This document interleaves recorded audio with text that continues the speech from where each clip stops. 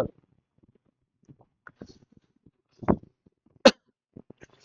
Good afternoon, स्वागत सगळ्यांचं. आपण मराठी व्याकरण शब्दसंग्रह आणि उतार्याची बॅच बघितली असेल तर त्याच्यामध्ये आपण थोडंसं पुढे चाललेलो आहोत आणि त्यामध्ये आपण आता वेगवेगळ्या जिल्ह्यांचे पेपर जे आहेत ते बघतोय. आणि आजच्या या व्हिडिओमध्ये तुम्ही बघणार आहात अहिल्यानगर जिल्हा पोलीस भरती झाली होती 7 जुलै 2024 ला. तिथला लेखी परीक्षेचा पेपर आपण बघतोय आणि त्यातला पहिला जो शब्द आहे तो आहे जितेंद्रिय. हा जो शब्द आहे तर हा कोणत्या समासामध्ये येतो असा तुम्हाला प्रश्न विचारलेला आहे. 4 ऑप्शन तुमच्या समोर आहे. कमेंट बॉक्स मध्ये तुम्हाला सांगायचं आहे तो प्रादि बहुव्रीही समास आहे, सह बहुव्रीही समास आहे, नय आहे किंवा समानाधिकरण बहुव्रीही समास आहे. कमेंट बॉक्स मध्ये काय करायचं आहे तुम्हाला याचं उत्तर द्यायचं आहे. सांगा लवकर लवकर. तुमच्या कमेंट्स खूप महत्वाच्या असतात. जमत असेल तर सांगा, नाही जमत असेल तरी काही हरकत नाही. एक काम तुम्ही करू शकता, 4 पर्याय आहेत ना, तोला मारा. तसे तुम्ही तेच करणार आहे. हा, काही लोक 3 म्हणतात, मॅक्झिमम कमेंट 3 आहेत. 3 काय नाही बहुव्रीही. बर, काही लोक दुसरं म्हणतात सहबहुव्रीही. आता मग उरले किती? 2च टाका ना, मग तेही टाका कमेंट बॉक्स मध्ये. जय गजानन 1 नंबर, जय संत शिवा 2 नंबर, जय भोलेनाथ 3 नंबर, ओम नमः शिवाय 4 नंबर. असं काहीतरी तुम्ही करता, बरोबर ना.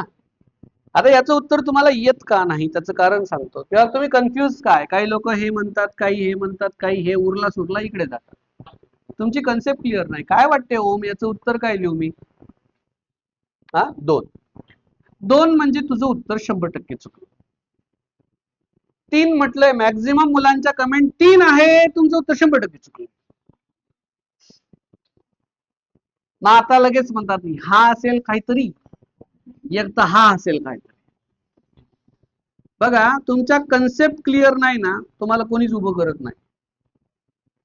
लायब्ररीमध्ये हजारो लाखो पोरं सध्या बसून पोलीस भरती तयारी करताय, अभ्यास करताय. तुमची अगरबत्ती घेऊन कुठे जाताय तुम्ही? बिना अभ्यासाची अगरबत्ती म्हणतात त्याला. लोकांकडे दिवे आहेत, त्याच्या उजेडात ते पोस्ट शोधताय, तुम्ही अगरबत्तीच्या उजेडात स्वतःला मूर्खात का ठेवताय तुम्ही, मला तेच कळत नाही. स्वतःला अंधारात कधीच नाही ठेवायचं. माणसाचा खरा दोस्त एकच आहे,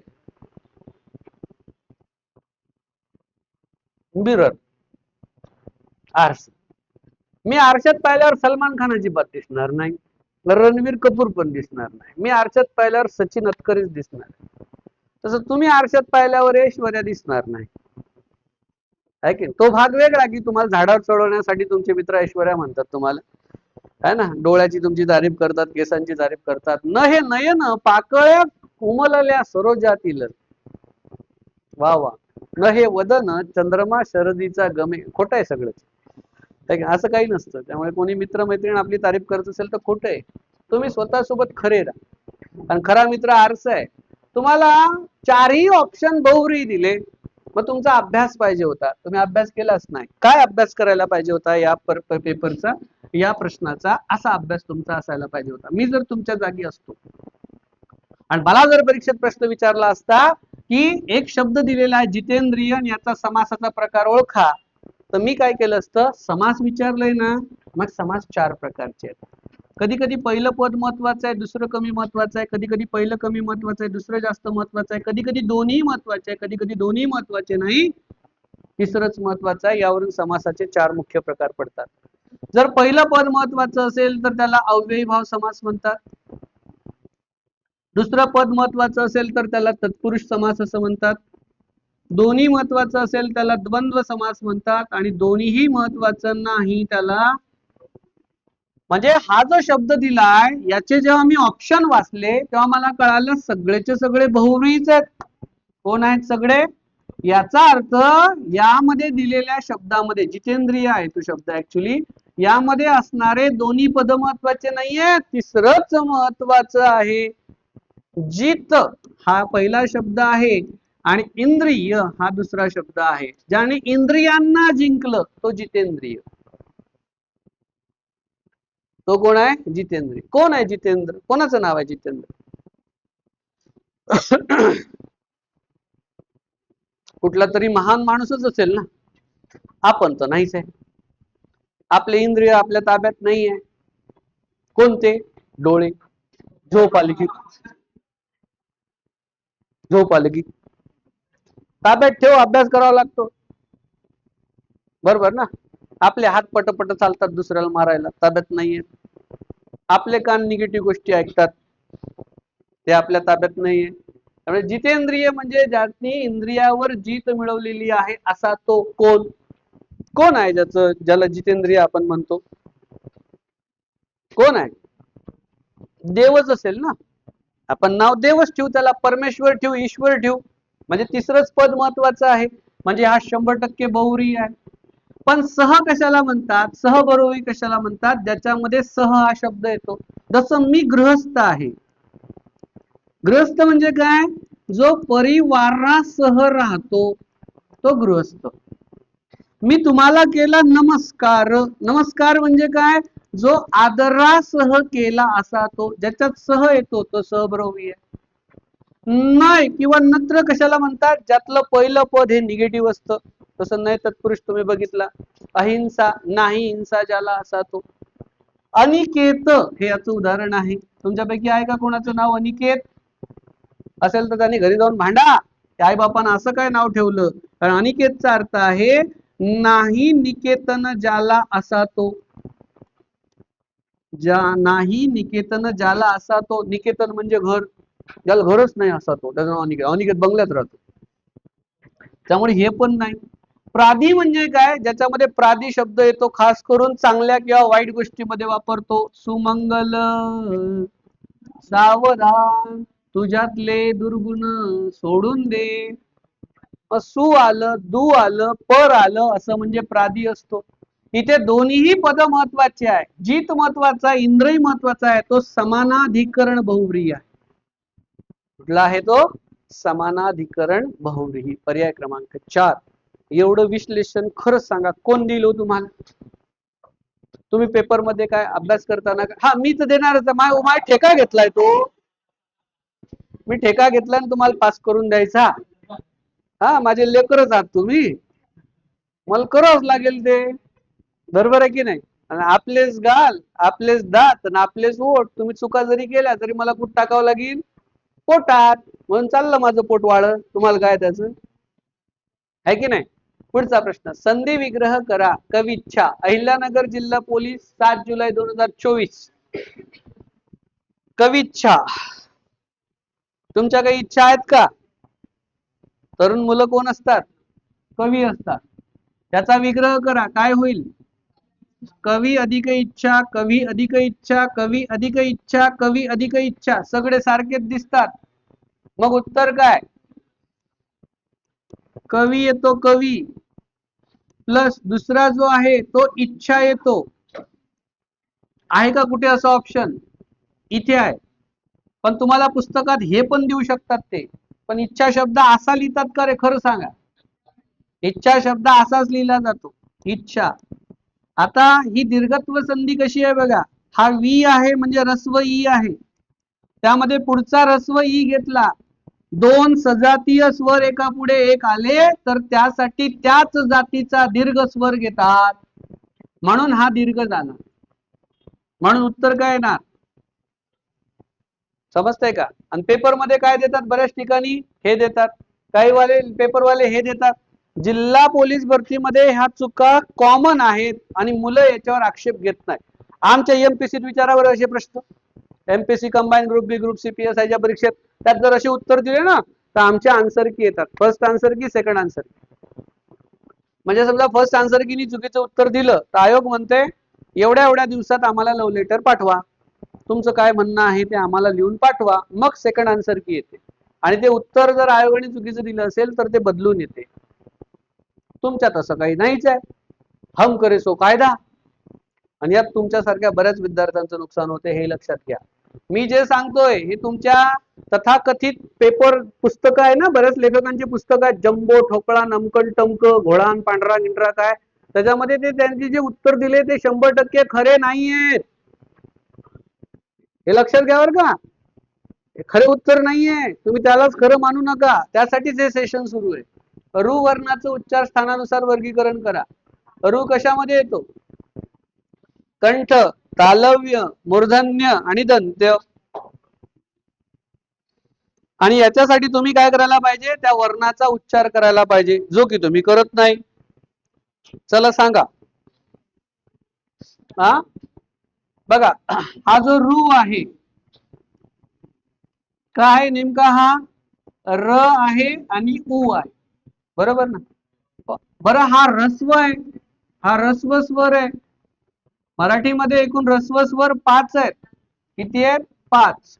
अ, ई, उ, रू आणि रू. ज्यांचा उच्चार करायला कमी वेळ लागतो त्यांना ऱ्हस्व स्वर म्हणतात. पण जेव्हा मी रू म्हणतो तेव्हा माझ्या मुखामधले जे अवयव आहे, खास करून ती चबरी जीभ, 10, 8, 6, हा आपल्या ओमचा फाटेल फुटेल कंठ,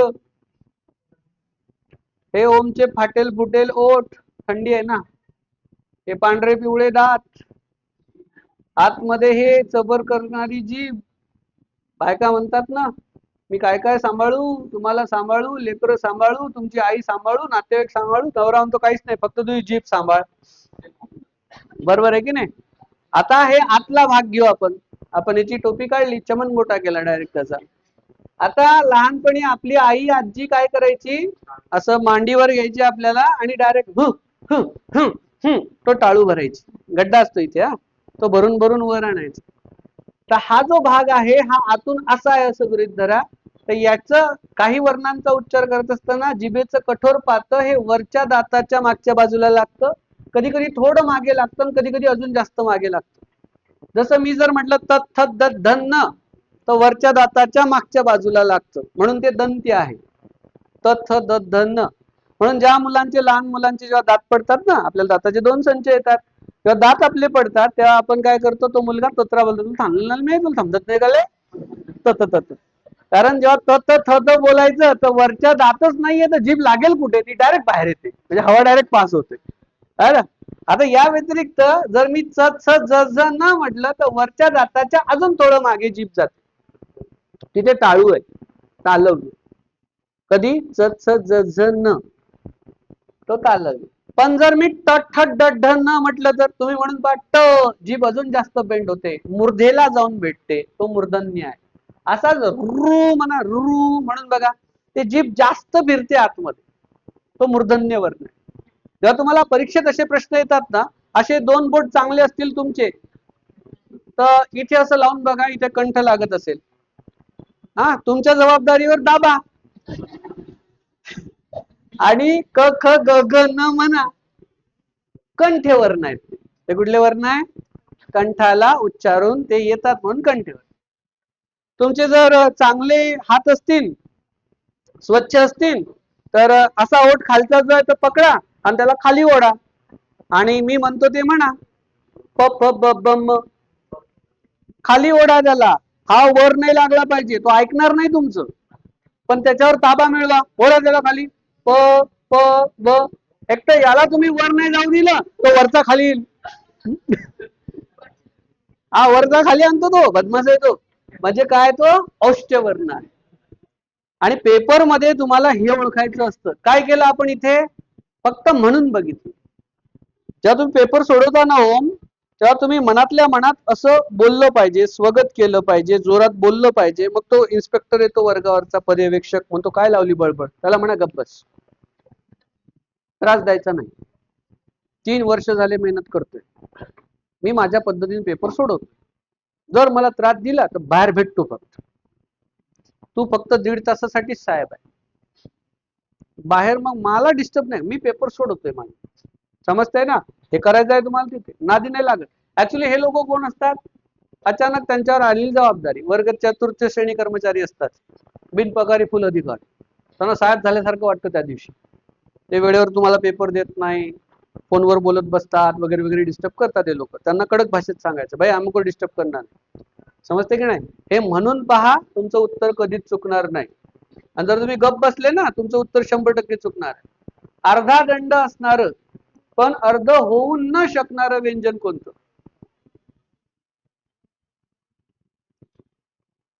अहिल्यानगर जिल्हा पोलीस 7 जुलैला झालेला पेपर. हा हा ळ र द आणि ग.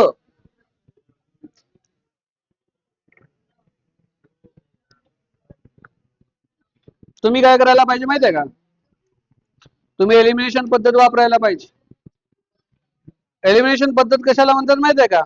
4 पैकी तुम्हाला 2 पर्याय उडवता आले पाहिजे. आणि जर तुम्ही 2 पर्याय उडवले तर तुमचं उत्तर जे आहे तिथे बरोबर येतं. बघा आता इथे हा पर्याय उडवा. का? कारण त्याला दंडच नाहीये. र ला दंडच नाहीये. हा हा उभा दंड आहे, स्वतंत्र आहे, त्यामुळे हा पर्याय कट झाला. आता इथे पण दंड आणि इथे पण दंड आहे, पण हा काय म्हणतो? अर्धा दंड असणार पण अर्ध होऊ न शकणार द आहे. ळ जर बघितलं आपण ळ तर ळ मात्र पूर्ण आहे, अर्धा नाही तो. म्हणून ळ लिहिताना काही लोक कसं लिहितात? असं लिहितात. काही लोक हा मधून असा घेऊन असं लिहितात. लक्षात आलं का? द ला तुम्ही असं करू शकता का? हा द आहे, इथे अर्धा घेतला असाच घ्यावा लागेल, असं नाही घ्यावं लागेल. समजतंय का? त्यामुळे याचं उत्तर येईल पर्याय क्रमांक 3. पुढचा प्रश्न बघा काय आहे? संधी करा षट अधिक अंग. संधी करा षट अधिक अंग. काय होईल? ट चा ड होतो, तृतीय व्यंजन संधी आहे, षडंग असा शब्द तयार होतो. पुढचा बघा काय आहे? वरची खोली लहान आहे, अधोरेखित शब्द वाक्यात कोणतं कार्य करते? वरची वरची नाम, क्रियापद, शब्दयोगी अव्यय आणि अव्यय साधित विशेषण. शब्दयोगी अव्यय. Very good. म्हणून तर तुम्ही क्लास लावला. आमच्या पुण्यामध्ये गार्डन मध्ये पाट्या लावल्यात. मी मगाशी सांगितलं झाडावर प्रेम करा, झाडाखाली नको. तुम्ही जर गेले तर तुम्हाला दिसेल तिथे. मला एक कळत नाही, काही पोलीसवाले काही पक्षाचे कार्यकर्ते तिथे जातात आणि त्या मुलांना उठवून टाकतात तिथून. काय त्रास आहे त्यांचा समाजाला? उगीच त्यांना सगळे त्रास देतात. एका गार्डन मध्ये एका कोपऱ्यात एका झाडाखाली शांत बसला. कोणाला काही त्रास आहे? भविष्याचे स्वप्न बघताय. तू कामाला जा, मग मी डबा आणीन, तू कांदा चिर उत्तप्पासाठी, मी झाकणं लावीन, सैराट. पण काही पोलीसवाले येतात, त्यांना म्हणतात उठ उठ आणि बोलू तुझ्या मम्मी पप्पाला. काय गरज आहे? काय त्रास आहे त्यांचा? बसले बिचारे गुपचूप एका कोपऱ्यामध्ये. उलट अशांना बसू द्या, हे करिअर मध्ये कुठेच नसतात, स्पर्धा कमी होते. हे एकच स्पर्धा परीक्षेत पास होणारे आहेत का? नाही. हे ते आहेत ते हमने घर छोडा है सपनों को तोडा है दूर कहीं जाएंगे. जातं मग DMIDC कामाला, घेतो मग रिक्षा, वाट माही बघतोय रिक्षावाला, ती म्हणते गाणं झाडावर प्रेम कर. वर खाली मागे पुढे वरून खालून मागून पुढून इकडून तिकडून समोरून पुढून असे शब्द जर शब्दाला जोडून आले तर ते शब्दयोगी अव्यय आहे. असे शब्द जर स्वतंत्र आले तर ते क्रिया विशेषण अव्यय आहे. आता इथे क्रिया विशेषण दिलं नाही, पण ते अव्यय साधित विशेषण आहे ना. कसं? खोली कोणती? नामाबद्दल विशेष माहिती सांगणारा शब्द आहे वरची, म्हणून तो विशेषण आहे. हे विशेषण अव्ययाला साधून तयार झालं, क्रिया विशेषण अव्यय येते. म्हणून त्याचं उत्तर आहे पर्याय क्रमांक 4. काही लोकांच्या डोक्यातच चाललं नाही वाटते मी काय म्हणतोय ते. हे समजून घ्या बरं का. क्रियापद येणारच नाही, क्रियापद आहे. नाम येणार नाही कारण नाम खोली आहे. तुम्ही गेले याच्यासोबत. वर कधी येईल? जर शब्दाला जोडून आलंय. झाडामागे कोण लपलंय?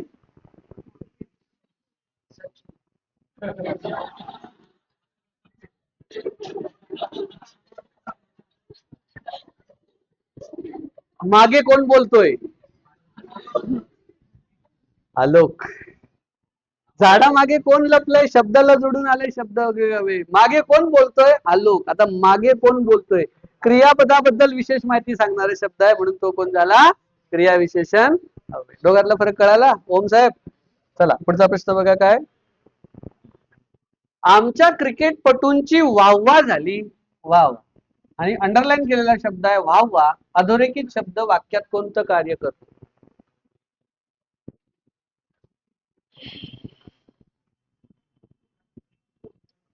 चला सांगा. आमच्या क्रिकेटपटूंची वाहवा झाली. फास्ट मध्ये सांगायचं आहे, कारण मी आता फास्ट प्रश्न घेणार आहे. भरपूर प्रश्न आहे, जरा जास्तच विश्लेषण देतोय असं वाटायला लागलं मला. विशेषण नाहीये ते. विशेषण कशाला म्हणतात? जे नामाबद्दल विशेष माहिती सांगतं. काय झाली, झाली या क्रियापदाबद्दल विशेष माहिती सांगितलेलं आहे. त्यामुळे वाहवा हे तसं पाहिलं तर क्रिया विशेषण अव्यय आहे. ऑप्शन मध्ये कुठेच दिलं नाही. झाली हे क्रियापद आहे, ते सर्वनाम नाही. काय झाली ते नामाला साधून तयार झालेलं आहे, त्यामुळे ते नाम साधित आहे. तुम्हाला एलिमिनेशन पद्धतीने ऑप्शन हे कट करता आले पाहिजे. 8वा प्रश्न, सामासिक शब्दाचं लिंग ओळखा. बाया बोलतात बाबा असं, बस मध्ये इकडे तिकडे प्रवास करताना एखाद्याने जर त्रास दिला, धक्का इका लागला, कळत नाही कर तुला बाई माणूस आहे. आपण असं बघतो, बाई आहे की माणूस आहे? बाई माणूस आहे, दिसत नाही का तुला? का बरं बोलता तुम्ही असं? तुम्ही बाई आहे ना, मग बाई माणूस का बोलता? मग या शब्दाचं लिंग विचारा. सामासिक शब्दाचं लिंग शेवटच्या शब्दाच्या लिंगानुसार असतं. तो माणूस आहे म्हणून पुल्लिंग आहे. लक्षात आलंय का? पुढचा प्रश्न बघा काय. इकारांत नपुसकलिंगी नामाचं अनेक वचन. पहिले शब्द सांगा इकारांत, जो की नपुसकलिंग आहे. पहिले शब्द सांगा जो इकारांत आहे, नपुसकलिंग आहे, मग त्याचं अनेक वचन बघू काय होते. तुमच्या डोळ्यासमोर शब्द यायला पाहिजे. नपुसकलिंगी शब्द सांगा जो इकारांत आहे. कवी, तो कवी होतो ना, पुल्लिंग आहे बेटा तो. शब्द आला तर आपल्याला उत्तर येईल. जसं मी लेकरू हा शब्द घेतला, नपुसकलिंग आहे, पण तो उकारांत आहे ना. मग उकारांताचा एकारांत होतो. एक असेल लेकरू आणि एक असेल लेकरे. तसं मी तुम्हाला विचारलं, असा एखादा शब्द सांगा ज्यात शेवटी विलांटी आहे आणि नपुसकलिंगी आहे. मग आपण बघू त्याचं काय होते. हा,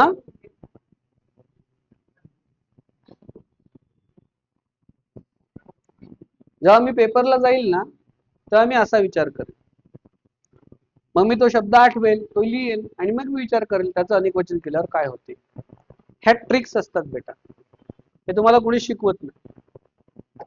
यासाठी लिंग हा टॉपिक पहिल्यांदा शिकावा लागतो आणि मग वचनकडे जावं लागतं, मग सामान्य रूपकडे जावं लागतं आणि मग विभक्तीकडे जावं लागतं. सलग अभ्यास करायचे असतात हे 4 टॉपिक. मी जेव्हा व्हिडिओ बनवले तेव्हा मी सलग व्हिडिओ बनवले आणि ऍप मध्ये तुम्हाला समजून सांगावं यासाठी मी ते सलगच ठेवलेले आहेत, जेणेकरून तुमचा तिथे अभ्यास झाला पाहिजे. चला लवकर सांगा.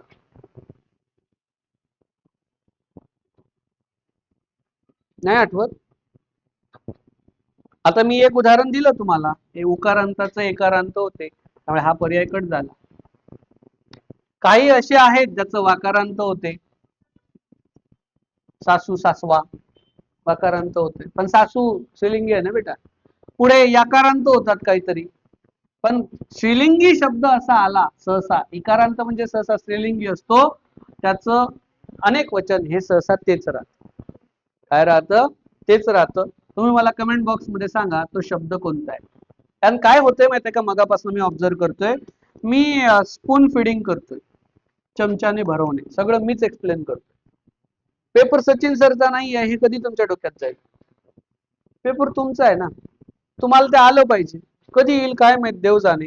पुढचा प्रश्न, गणेश म्हणजे सर्वज्ञ, त्याला काय माहित नसतं? त्याला काय माहित नसतं आणि कायच्या खाली अंडरलाईन केलं, विचारलं अधोरेखित सर्वनामाचा प्रकार ओळखा. सर्वनामावर 3 व्हिडिओ बनवलेत रे मी. आता जरी उत्तर बरोबर द्या. अहिल्यानगर जिल्हा पोलीस 7 जुलै. हा हा, सामान्य आहे ते. त्याला काय म्हटलं की लगेच बरेच मुलं लिहितात प्रश्नार्थक. तिथे काय सांगितलंय? गणेश कोण आहे? त्याला काय माहित नसतं याचा अर्थ आहे त्याला सर्वच माहित असतं. शेवटी प्रश्नचिन्ह नाही आहे, ते सामान्य आहे. सगळं माहित आहे पण निश्चित काय हे माहित नाही, म्हणून त्याला अनिश्चित असं सुद्धा म्हणतात. पर्याय क्रमांक 2 हे याचं योग्य उत्तर आहे. पुढचा प्रश्न, विभक्ती प्रतिरूपक अव्ययाची विभक्ती ओळखा. असे प्रश्न येतात. आत, हा, कस काय?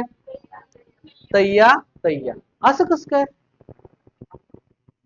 लगेच तुम्ही म्हणणार मग चाची चे चाची हुन हुन हुन हुन सला ते सलाना ते उत्तर आहे सप्तमी. नजर ना लागू बरं का. पुढे पुढील वाक्यातील प्रयोग ओळखा. वडिलांनी मुलाला शाळेत घातला. प्रयोग ओळखा. हा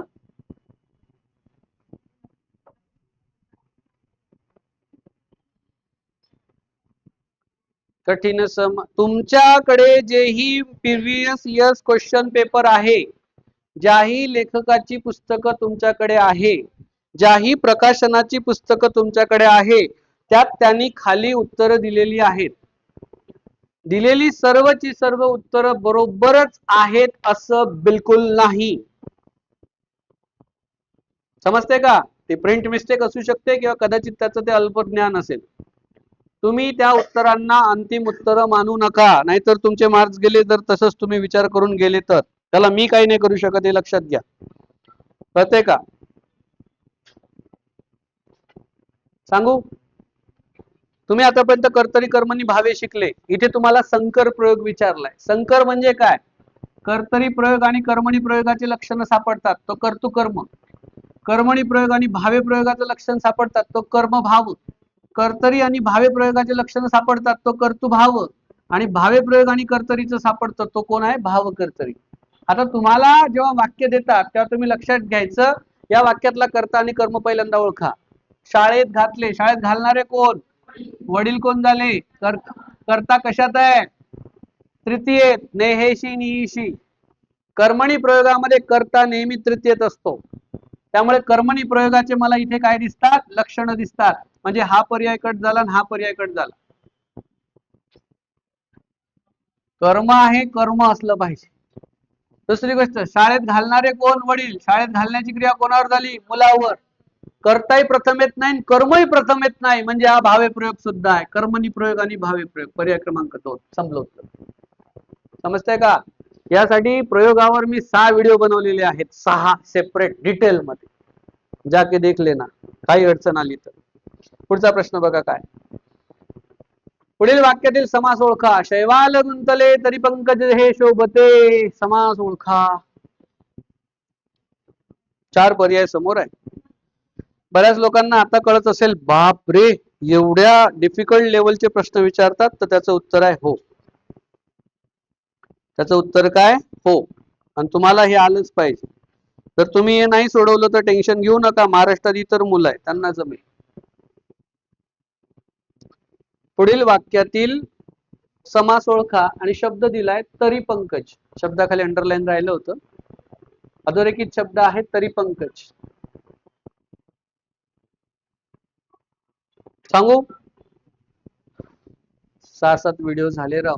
आय थिंक तुम्हाला शिकवले होते मी, मला माहित नाही, आठवते. अलुक म्हणजे काय? संस्कृत मधून मराठीत जसेचे आले शब्द अलुकतात. विभक्ती म्हणजे काय? विभक्तीचं प्रत्यय जिथे वापरलेला आहे ते विभक्ती. नय तत्पुरुष म्हणजे काय? ज्यातलं पहिलं पद हे निगेटिव्ह असतं. आणि उपपद तत्पुरुष कशाला म्हणतात? ओळखायचं कसं? ज्याच्यामध्ये नारा असा शब्द येतो. उदाहरणार्थ जलद म्हणजे काय? जल देणारा. वारकरी, वारी करणारा, ज्यात नारी येतं. इथे बघा तरी पंकज, पंकजावर तरणारा. नारा असं येतं, त्यामुळे ते उपपद आहे. पर्याय क्रमांक 3 त्याचं योग्य उत्तर आहे. जर तुम्ही व्यवस्थित हे शिकले ना, ऐका, तुम्ही मराठी व्याकरण शब्दसंग्रह उतारे व्यवस्थित शिकले ना, हे प्रश्न तुमचे असेच बरोबर येतील.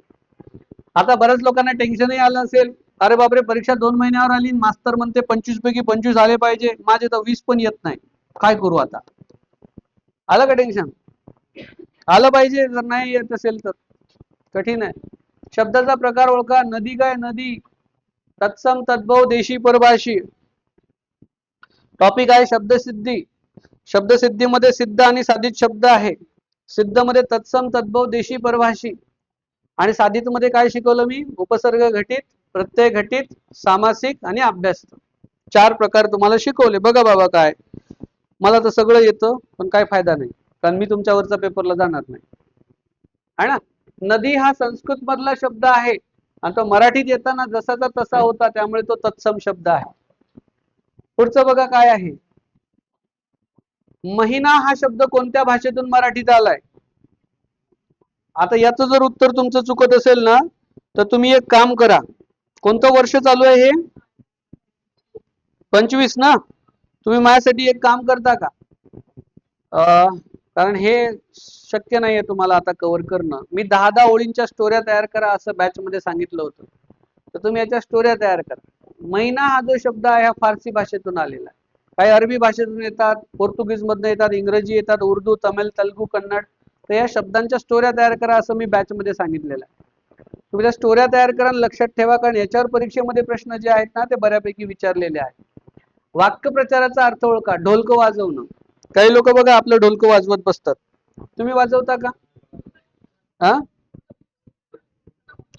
हा हेच तर या टॉपिकचं वैशिष्ट्य आहे. हे त्याचं वैशिष्ट्य आहे की सगळेच उत्तर बरोबर वाटतात. आहे की नाही? काही लोक म्हणतील ढोलक वाजवा. तुम्ही एखादी गोष्ट मिळवली, ढोलक वाजवा. मी बॅच बनवली, वाजव ढोलक. म्हणजे बरेच लोक म्हणतील मोठ्यानं रडून रडून सांगणं. काही लोक म्हणतील गुप्त गोष्टी उघड करणं. काही लोक म्हणतील गाजावाजा होणं. योग्य उत्तर आहे गाजावाजा. पर्याय क्रमांक 4 त्याचं योग्य उत्तर आहे. पुढचा प्रश्न बघा काय आहे. वाक्प्रचाराचा अर्थ ओळखा. काना मागे टाकणे. पुढे नाही, मागे टाकणे. तुम्ही करता का?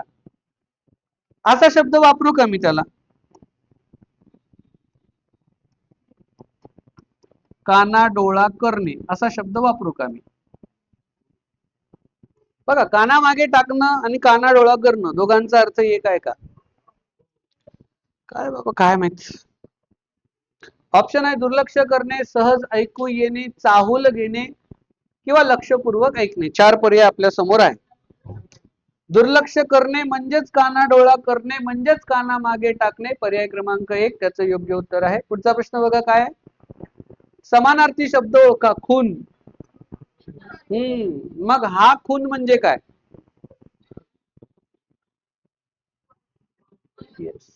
हा न नळाचा घेतला तर वध आणि न बाणाचा घेतला तर चिन्ह. पुढचा प्रश्न बघा. अलंकारिक शब्दाचा प्रकार सांगा. इडलिंबू. आणि हा प्रश्न खूप पेपर मध्ये आलाय. मी मला वाटतं सकाळी पण घेतला होता हा प्रश्न. हा काही आपण इडलिंबू घेतो. ते कसे असतात बिचारे? आडदान असतात, पण कसे असतात? निर्गुणी व्यक्ती असतात. पुढचा प्रश्न बघा काय आहे. लेखन नियमानुसार बरोबर शब्द ओळखा. आणि तुम्ही पोलीस भरतीचे क्लासेस लावता, तुम्ही पोलीस भरतीच्या जाहिराती बघता, तुम्ही पोलीस भरतीचे युट्यूब चॅनल बघता, त्याच्यामध्ये तो व्यक्ती जो आहे तो हा ली रस्वर लिहितो. पण इंग्लिश मध्ये जेव्हा पोलीसचं स्पेलिंग आपण लिहितो, लक्षात घ्या इंग्लिश आणि मराठीमध्ये हीच गंमत आहे. तुम्ही असं लिहिता, तुम्ही असं लिहित नाही. लिहितात का असं? डबल ई लिहित नाही. मग आता इथे काय बरोबर आहे असं तुम्हाला वाटतं सांगा. का बरं? बाकीचे 3 मध्ये काय चूक आहे मला सांगा. मी मान्य करतो तुमचं उत्तर बरोबर आहे. पूर्वार्ध मध्ये हा दुसरा पाहिजे होता. पूज्य हा दुसरा असतो आणि पुस्तिका सुद्धा हा स्ती जो आहे हा रस्व पाहिजे. हा काय पाहिजे? रस्व पाहिजे. योग्य उत्तर आहे पर्याय क्रमांक 1. पुढचा प्रश्न बघा 21.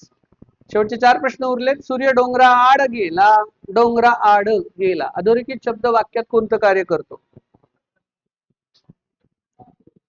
जाणारा कोण? जाणारा कोण? सूर्य झाला करता. जाण्याची क्रिया कोणावर झाली? सूर्यावरच झाली. डोंगर नाही गेलं कुठे, हा गेला तिथे. त्यामुळे कर्त्यापासून सुरू झालेली क्रिया कर्त्यापाशीच येऊन थांबली. त्यामुळे या वाक्यात कर्म नाही. कर्म नाही त्यामुळे कर्मपूरक येणार नाही. तो कुठे गेला? तर तो डोंगराआड गेला. विधानाला पूर्णत्व करण्याचं काम तो करतो. ज्या वाक्यात कर्म नाही त्या वाक्यात कर्मपूरक असते, अविधानपूरक असते. त्यामुळे पर्याय क्रमांक 2 हे या प्रश्नाचं योग्य उत्तर आहे. पुढचा प्रश्न बघा 22. कॉलेजमध्ये असताना मी वक्तृत्व स्पर्धेत डिबेट कॉम्पिटिशन मध्ये भाग घेतला. प्रकार ओळखायचा आहे तुम्हाला वाक्याचा. मिश्र, केवल, संयुक्त आणि यापैकी नाही. ज्या वाक्यात एकच उद्देश आहे, एकच विधेय आहे त्याला काय म्हणतात? केवल वाक्य म्हणतात. पर्याय क्रमांक 2 त्याचं योग्य उत्तर आहे. शेवटचे 2च प्रश्न उरले. थोडस सिरियसली उत्तर द्या. मीठ भाकर मीठ भाकर. लोक म्हणतात ना, तो सूरज चव्हाण म्हणतो मी लहान होतो तेव्हा कांदा चटणी त्याच्यावर तेल नशाचं ते खायचं मी वगैरे असं काय काय म्हणतो तो. तर हे जे इतर गोष्टी काही लोक आम्ही मीठ भाकर खाऊन जीवन जगलो म्हणजे काय खरंच मीठ आणि भाकर खाल्ली का? ठेचा असेल, लोणचं असेल, चटणी असेल, काहीच असेल तर हे वगैरे हा जो शब्द वापरतात इतर. वैकल्पिक म्हटलं म्हणजे काय, सॉरी सॉरी इतर इतर कसं येईल? इतर इतर म्हणजे ज्याच्यामध्ये आणि व येतं. जसं आई वडील, आई आणि वडील. वैकल्पिक म्हटलं ज्याच्यामध्ये किंवा येतं, अथवा येतं किंवा वा येतं आणि वगैरे असं आलं म्हणजे तो समाहार द्वंद्व आहे. पर्याय क्रमांक 3 त्याचं योग्य उत्तर आहे. पुढचा प्रश्न बघा काय 24 नंबर. तू लाडू खाल्लास? प्रयोग ओळखा. नाही म्हणतो तो. तू सिलेक्ट हो मग मी तुला लाडू खाऊ घालेल. पुढचा प्रश्न घ्या.